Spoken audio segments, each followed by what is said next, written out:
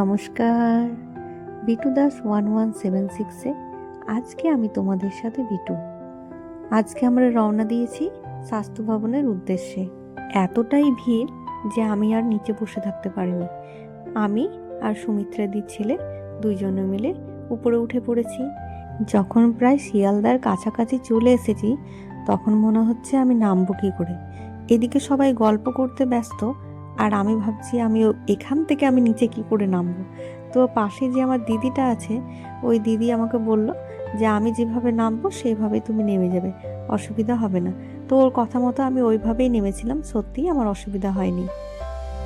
চলে এসেছি শিয়ালদা। এবার আমরা টুকটুক করে সামনের দিকে এগিয়ে যাই।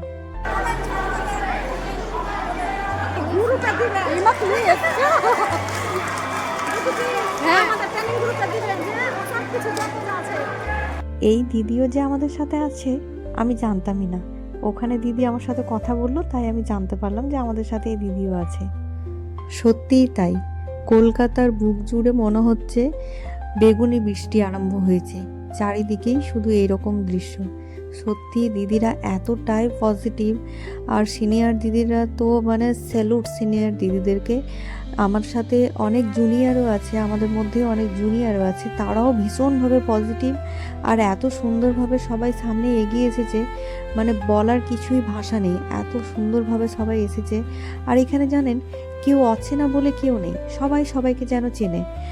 আর কত দূর দূর থেকে সবাই এসেছে, যেহেতু পুরো পশ্চিমবঙ্গ জুড়ে হচ্ছে, তো সেই কারণের জন্য দূর দূরান্ত থেকে সবাই এসেছে। জানেন, নতুন নতুন অনেক দিদিদের সাথে পরিচয় হয়েছে, খুব ভালো লেগেছে।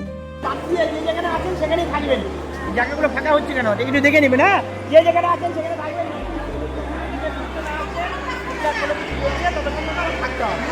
আরো হাজার হাজার দিদিরা। উনি ইউনিয়নেরই কেউ হবেন হয়তো, আমি ঠিক চিনি না। চলুন এবার মিছিলের দিকে এগিয়ে যাই। শিয়ালদার সামনেই আমাদের মিছিলটা শুরু হয়েছিল, ওখানেই আমরা এখন যাচ্ছি।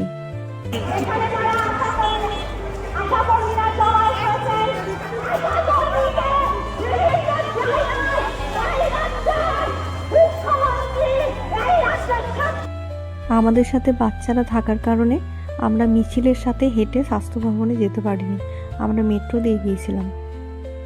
চলুন পামিদিকে দিয়ে টিকিটটা কাটিনি, পামিদিকে বলি টিকিটটা এনে দিতে।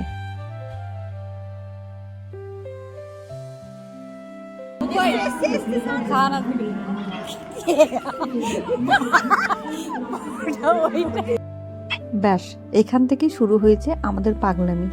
তো পাগলামি একের পর এক তোমরা দেখতে পাবে, আর তোমরা দেখো আমরা কিভাবে পাগলামিটা করছি, এখান থেকেই দেখতে পাবে।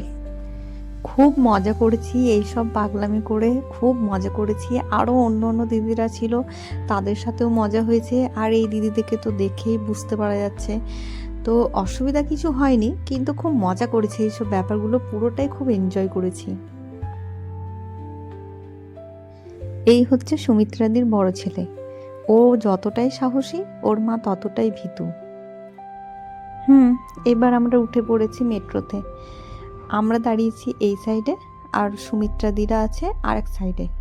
তো সামনাসামনিই ছিলাম, কিন্তু এই জায়গাটাতে আমরা 4 জন ছিলাম।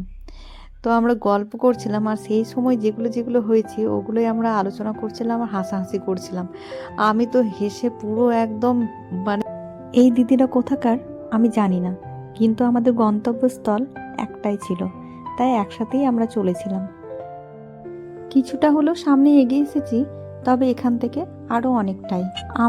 আপনারা সবাই তো দেখছেন নিউজে যে সামনে ব্যারিকেড দেওয়া আছে, কিন্তু ব্যারিকেড আসলে এটা নয়, এটা রোডের উপরে ব্যারিকেড। যে রাস্তাটা ভেতরের দিকে দেখা যাচ্ছে, মানে ব্যারিকেডের ঠিক সামনে, ওই ব্যারিকেডের রাস্তার ভেতরটাতে হচ্ছে স্বাস্থ্য ভবন, মানে যেখানে ঝামেলা হয়েছে। এই যে রাস্তা ধরে নিলাম, এই রাস্তা থেকে অনেকটাই ভেতরে, যতটা মানে রোড থেকে মনে হচ্ছে ততটা নয়, ভেতরে অনেকটাই ভেতরে। আমার সাথে যে দিদি আছে, আমাদের দুইজনেরই খুব সাহস। কি হচ্ছে পরিস্থিতি দেখার জন্য একদম ভেতরের দিকে ছুটে চলেছি। আমি আর আমার সাথে যে দিদি আছে, আমার সিনিয়র দিদি, ওই দিদি মিলে ভেতর পর্যন্ত গিয়েছিলাম, যেখানে সব জমায়েত হয়েছে, যেখানে সমস্ত রকম ঘটনা ঘটেছে, সেই জায়গাতে, মানে একদম স্বাস্থ্য ভবনের মেন গেট। যত ভেতরের দিকে যাচ্ছি ততই দেখছি আরও দিদিরা। এই জায়গাটাই হচ্ছে মেন জায়গা, যেখানে এত ঝামেলা অশান্তি যেটা আমরা নিউজে দেখতে পাচ্ছি, সেই জায়গা হচ্ছে এটাই। জানি না এই আন্দোলন কতদিন চলবে। এই দিদিরা অনেক কষ্ট করছেন। আমরা তো একদিন মাত্র গিয়েছি, পরে আবারও যেতে হতে পারে বা যাব, কিন্তু এই যে দিদিগুলো এখানে আছেন, এনারা অনেক লড়াই করছেন, অনেক কষ্ট করছেন। প্রত্যেকের বাড়িতেই মা বাবা, তাদের বাচ্চারা, কারো হয়তো ছোট বাচ্চাও আছে, তারাও এখানে এসে সামিল হয়েছে, একসাথে হাতে হাত রেখে লড়াই করে যাচ্ছেন। আমি আমার পক্ষ থেকে, আমার সাব সেন্টারের পক্ষ থেকে, আমার প্রত্যেকটা আশা দিদির পক্ষ থেকে পশ্চিমবঙ্গ আশাকর্মী ইউনিয়নকে জানাই স্যালুট। পশ্চিমবঙ্গ আশাকর্মী ইউনিয়ন জিন্দাবাদ।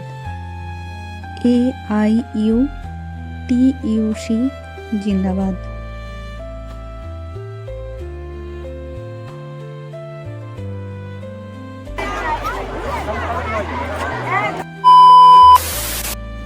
চলুন বাড়ি ফেরার পালা এবার। এত হাঁটাহাঁটি হয়েছে, মনে হচ্ছিল যেন গলাতে একটা বরফ নিয়ে নিই। তো যাই হোক, ওখানে একটা আইসক্রিম ছিল, পেয়ে গেছিলাম, তাই আইসক্রিম নিয়ে নিয়েছিলাম। ওই দিদি আছে, ওই দিদি আবার কিছু খান না বাইরের, সেই কারণের জন্য উনি আইসক্রিম খেয়েছেন, আর সারা দিন মা না খেয়ে। ওইভাবেও তো কষ্ট, বলুন। আমরা মেট্রোতে উঠে পড়েছি, আর এখানে একটা মজার ঘটনা ঘটেছে। ঘটনাটা আমি ওইভাবে বলবো না, যেদিন দেখা হবে সবার সাথে আমি শেয়ার করবো এই ঘটনাটা। চলুন এবার আমাদের লালগোলা লাইনে ট্রেন ধরতে হবে। ট্রেনে তো মারাত্মক ভিড়, এতটাই ভিড়, ভেতরে তো ঢোকা যাচ্ছেই না, এমনকি লেডিস কামরাতেও জেন্টসরা উঠে পড়েছে। একটু তো অসুবিধা হবেই, যেহেতু রিজার্ভেশন করা ছিল না, তাই একটু অসুবিধা হয়েছে। কম বেশি বহরমপুর পর্যন্ত আমরা এইভাবেই এসেছি। আমরা নেমেছিলাম কৃষ্ণপুরে। লালগোলায় সবসময় অ্যাভেলেবেল নয় গাড়ি, সেই জন্য কৃষ্ণপুরে নেমেছিলাম। ভিডিওটা এতটাই রাখলাম। যদি ভিডিওটা ভালো লেগে থাকে তাহলে ছোট্ট একটা লাইক করে দিও, আর সবার মধ্যে শেয়ার করে দিও। দেখা হবে পরের একটা নতুন ভিডিওর সাথে। সকলকে জানাই অসংখ্য ধন্যবাদ। एक मुलाकात जरूरी है सनम।